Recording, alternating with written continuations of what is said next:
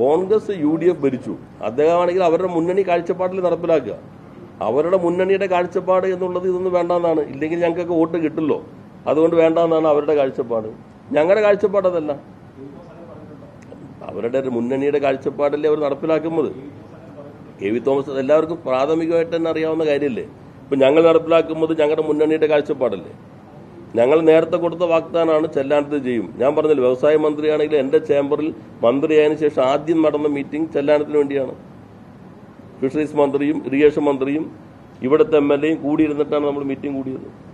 ഇതെന്താ പ്രശ്നം വെച്ചിട്ടുണ്ടെങ്കിൽ അപ്പോൾ നിങ്ങൾ ഇതിനകത്ത് കുരുട്ടാണല്ലോ കാണാം. ഇപ്പോൾ നാളെ KV തോമസിനെതിരെ പരോക്ഷ വിമർശനം എന്നൊരു കണക്കിട്ട് വേണമെങ്കിൽ സബ്ടൈറ്റിൽ മിന്നി മറയാൻ കൊടുക്കുക. പ്രശ്നം എന്താ? കോൺഗ്രസിൻ്റെ കാഴ്ചപ്പാട് ജനങ്ങളെങ്ങനെ പ്രശ്നത്തെ കാണുന്നു, ഇതാണ് നമ്മുടെ അതിനകത്ത് കാണേണ്ട ഭാഗം. ഇങ്ങനെയുള്ള പ്രചാരവേലയാണ് അടിസ്ഥാന പ്രശ്നങ്ങൾ ജനങ്ങളുടെ ശ്രദ്ധ തിരിച്ചുകൊള്ളു. നിങ്ങൾ ഈ ഭാഗം അപ്പോൾ ആളുകൾ എന്തായിരിക്കും വിമർശിച്ച, ബാക്കി കാണാൻ സമയം ഉണ്ടാവില്ല. ഇതിനകത്ത് നിന്നിട്ടല്ലേ നോക്കുന്നത്. അപ്പോൾ വസ്തുതയായി ജനങ്ങൾ എത്തിക്കുമ്പോൾ അപ്പോൾ കുറച്ചും കൂടെ ചോദിച്ചാൽ നന്നായി. അതുകൊണ്ട് എനിക്കിത് വിശദീകരിക്കാൻ പറ്റിയില്ലോ.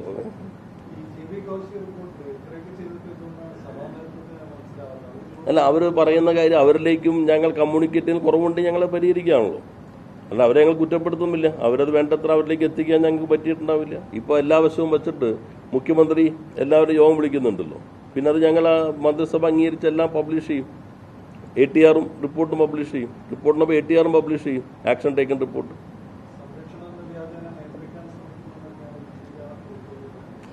അവർ ഓരോ രാഷ്ട്രീയം അനുസരിച്ച് എഴുതുമല്ലോ.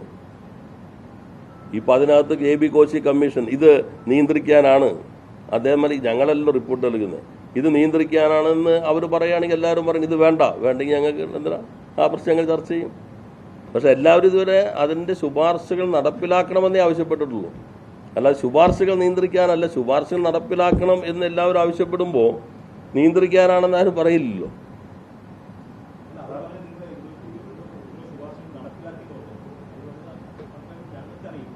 അത് ഞാൻ പറഞ്ഞ ആ ഭാഗം കൂടിയും വ്യക്തത വരുത്താലോ.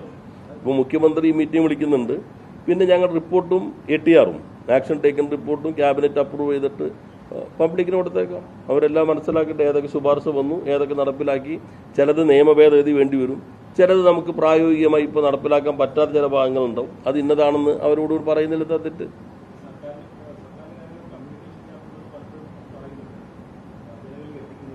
ജനങ്ങളിൽ എത്തിക്കുന്നതിൻ്റെ ജനാധിപത്യത്തിൻ്റെ 4ാം തൂണായി പരിഗണിക്കപ്പെടുന്ന മാധ്യമങ്ങളാണല്ലോ. എന്തുകൊണ്ടാണ് 4ാം തൂണെന്ന് പരിഗണിക്കുന്നത്? അതിലൊന്ന്, ഈ കാര്യങ്ങൾ ജനങ്ങളിലേക്ക് എത്തിക്കുക, അറിയാനുള്ള അവകാശം ഉറപ്പുവരുത്തുക. 2, ക്രിയാത്മകമായി വിമർശനം ഉന്നയിക്കുക. ഒപ്പം തന്നെ അത്തരം കാര്യങ്ങൾ, പുതിയ നിർദ്ദേശങ്ങൾ, അഭിപ്രായങ്ങൾ, ജനങ്ങളുടെ അഭിപ്രായങ്ങൾ മാധ്യമങ്ങളോട് ശ്രദ്ധയിൽപ്പെടുത്തുക. അപ്പോൾ നിരന്തരമായിട്ട് അത്തരം ദൗത്യം നിർവഹിക്കുന്ന ഒരു മാധ്യമ 4ാം തൂണ് ഉണ്ടായിരുന്നെങ്കിൽ ഞങ്ങൾക്ക് ഇത്രയും ബുദ്ധിമുട്ട് വരില്ലായിരുന്നു. ഞാൻ പറഞ്ഞു, ഈ ഭാഗം മാധ്യമങ്ങൾ എപ്പോഴും ഇപ്പോൾ കുറച്ച് മാറ്റം വന്നിട്ടുണ്ട്. ചില മാധ്യമങ്ങളിലൊക്കെ ചില വസ്തുതകൾ കൊണ്ടുവരാനായിട്ട് ശ്രമിക്കുന്നുണ്ട്. ഞാൻ പറഞ്ഞില്ല, ചില മാധ്യമങ്ങൾ ഇപ്പോൾ ബഹളമൊക്കെ ഒഴിവാക്കി ശാന്തമായ ചർച്ചകൾക്ക് തുടക്കം കുറിക്കുന്നുണ്ട്. വൈകാരികത മാറ്റി വസ്തുതകളിലേക്ക് വരാൻ ചില മാധ്യമങ്ങൾ ശ്രമിക്കുന്നുണ്ട്.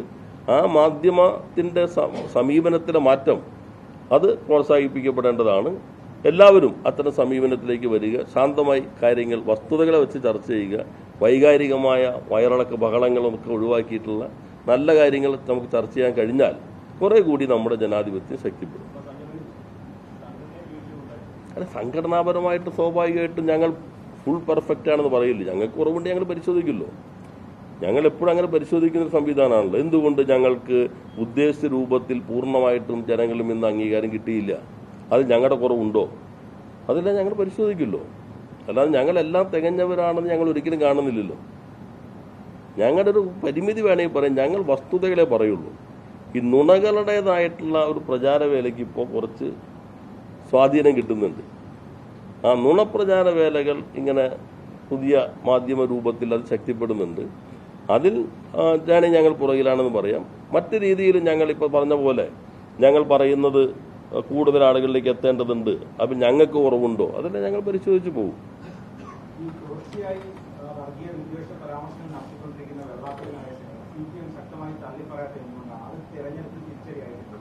ഇല്ല, അതിലിപ്പോൾ നമ്മൾ കാണേണ്ടത്, ഇപ്പോൾ ചിലർ ഇപ്പം തന്നെ 7-8 മന്ത്രിമാരെ കുറിച്ച് പറയാൻ തുടങ്ങിയിട്ടില്ലേ?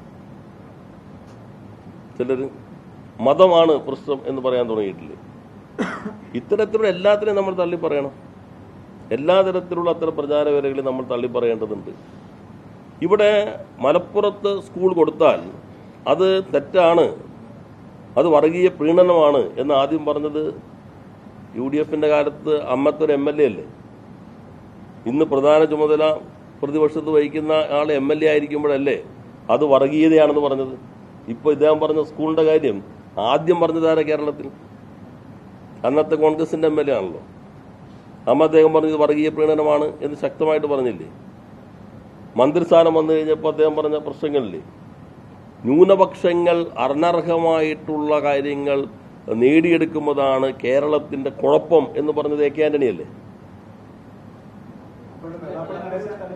അതെ, ഞാൻ പറഞ്ഞ അത്തരം കാര്യങ്ങൾ ഒന്നും കാണാതിരിക്കുകയും അദ്ദേഹത്തിന്റെ കാര്യങ്ങൾ അദ്ദേഹത്തിന്റെ അഭിപ്രായമാണ്. ഞങ്ങൾ അതിനകത്ത് ഞങ്ങൾക്ക് പറയേണ്ട കാര്യങ്ങൾ ഞങ്ങൾ ഓരോ സമയത്തും പറയുന്നുണ്ട്. നാം കാണേണ്ട ഭാഗം എന്താ? ഇതൊരു നരേറ്റീവ് അങ്ങ് സൃഷ്ടിക്കുകയാണ്.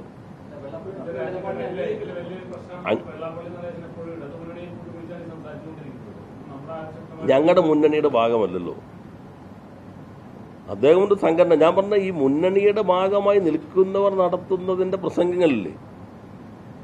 ഇപ്പൊ കേരളത്തിൽ 10 വർഷമായി വർഗീയ ലഹളകളില്ല എന്ന് ഞങ്ങൾ പറയുമ്പോൾ പ്രതിപക്ഷ നേതാവ് പറഞ്ഞത് പണ്ടുണ്ടായിട്ടുണ്ടാവും, ഇപ്പൊ ഇല്ലെങ്കിൽ നല്ലത്.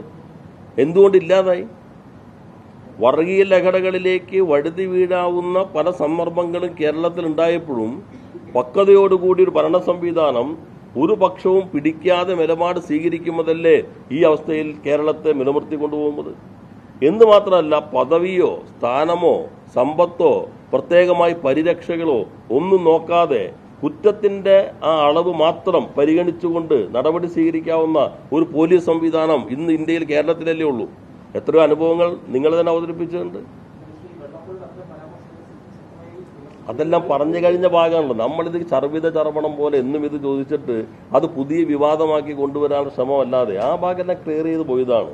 നമ്മളിപ്പോൾ കാണേണ്ടത് വർഗീയ വൽക്കരണത്തിന് ശ്രമം ആരൊക്കെ നടത്തിക്കൊണ്ടിരിക്കുന്നു, അതെങ്ങനെയൊക്കെയാണ് ഇപ്പോൾ എത്തി നിൽക്കുന്നത്. അത്തരം കാര്യങ്ങളെല്ലാം സമൂഹം ചർച്ച ചെയ്യട്ടെ.